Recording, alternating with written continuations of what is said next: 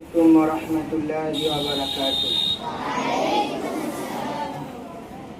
إن الحمد لله ونصلي على رسوله الكريم. أما بعد، أعوذ بالله من الشيطان الرجيم. بسم الله الرحمن الرحيم. لقد كان لكم في رسول الله أسوة حسنة. সমস্ত প্রশংসা, সমস্ত তারিফ, সমস্ত গুণগান সেই মহান রব্বুল আলামিনের জন্য, যিনি আমাদেরকে প্রতি সপ্তাহের ন্যায় আজকেও আল ইলম একাডেমির প্রাঙ্গণে সাপ্তাহিক আঞ্জুমানে উপস্থিত করেছেন। আমরা সকলেই বলি আলহামদুলিল্লাহ। তারপরে পরেই আমাদের পথ প্রদর্শক নবিকুলের শিরোমণি নবিয়ানা মুহাম্মদ সাল্লাল্লাহু আলাইহি ওয়াসাল্লামের উপর সালাম ও শান্তি বর্ষিত হোক। আল্লাহুম্মা সাল্লি আলাইহি আল্লাহুম্মা বারিক আলাইহি। আজকে একটি খুব অত্যন্ত গুরুত্বপূর্ণ বিষয় নিয়ে আমি তোমাদের সামনে উপস্থাপন করব ইনশাআল্লাহ।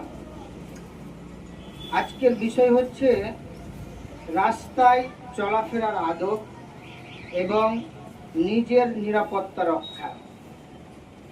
বিষয়টি খুব ইম্পর্টেন্ট, খুব গুরুত্বপূর্ণ বিষয়, এবং এই বিষয়গুলো আমাদের প্রত্যেক ভারতীয় নাগরিক, প্রত্যেক মুসলিম এবং অন্যান্য ধর্মাবলম্বী মানুষের এই বিষয়টি জানা অত্যন্ত জরুরি। প্রিয় শিক্ষার্থী, আমাদের মনে রাখতে হবে যে ইসলাম শুধুমাত্র আমাদের সালাতের কথা বলেনি, রোজা রাখার কথা বলেনি, বরং আমাদের একটি পূর্ণ জীবনের কথা বলেছে। পূর্ণাঙ্গ জীবন ব্যবস্থার নাম ইসলাম। ইসলাম আমাদের প্রতিটি বিষয়ে শিক্ষা দিয়েছে।